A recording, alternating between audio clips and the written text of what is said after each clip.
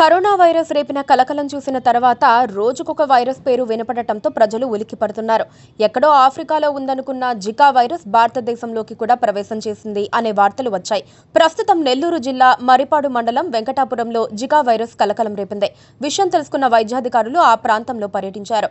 Zika virus అనుమానిత బాలుని మెరుగైన చికిత్స నిమిత్తం నెల్లూరు నుంచి చెన్నూరుకు బుధవారం తరలించారు. రక్త నమూనాలు సేకరించి పూణేలోని ల్యాబ్కు పంపించారు. ల్యాబ్ రిపోర్టు వచ్చే వరకు జికా వైరసా కాదా అనేది చెప్పలేమని DM&HO పెంచలయ్య తెలిపారు. ఈ గ్రామానికి చెందిన పలువురు జ్వరాలతో బాధపడుతున్నారు. గ్రామస్తుల కథనం ప్రకారం వెంకటాపురం గ్రామానికి చెందిన బద్దల నాగరాజు, కళ్యాణి దంపతుల 6 సంవత్సరాల కుమారుడు సుబ్బరాయుడు దుత్తలూరు ప్రైవేటు పాఠశాలలో 1వ తరగతి చదువుతున్నాడు. ఆ బాలుడికి గతంలో అప్పుడప్పుడు ఫిట్స్ వస్తూ ఉండేది.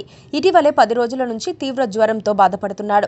దీంతో తల్లిదండ్రులు ఆ బాలుడిని నెల్లూరులోని ఓ ప్రైవేట్ ఆసుపత్రిలో చేర్పించారు. అక్కడి వైద్యులు వ్యాధి లక్షణాలను బట్టి జికా వైరస్ సోకి ఉంటుందని అనుమానించారు. బాలుడిని మెరుగైన చికిత్స కోసం చెన్నైకు తరలించారు. బాలుడి ఆరోగ్య పరిస్థితిపై ఎప్పటికప్పుడు సమీక్షిస్తున్నామని, మంచి వైద్యం అందిస్తున్నామని రాష్ట్ర దేవాదాయ శాఖ మంత్రి ఆనం రామనారాయణ రెడ్డి తెలిపారు. గ్రామంలోని జ్వర పీడితులకు వైద్య బృందాలు ప్రత్యేక పరీక్షలు నిర్వహిస్తున్నాయి. ఈ సంఘటనతో ఆ గ్రామంతో పాటు చుట్టుపక్కల గ్రామాల ప్రజలు భయాందోళనతో ఉన్నారు.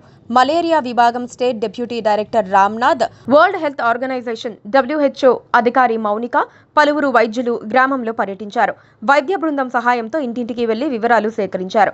గ్రామంలో దోమల లార్వా నిర్మూలనకు చర్యలు తీసుకోవాలని వైద్య సిబ్బందిని మలేరియా డిప్యూటీ డైరెక్టర్ ఆదేశించారు.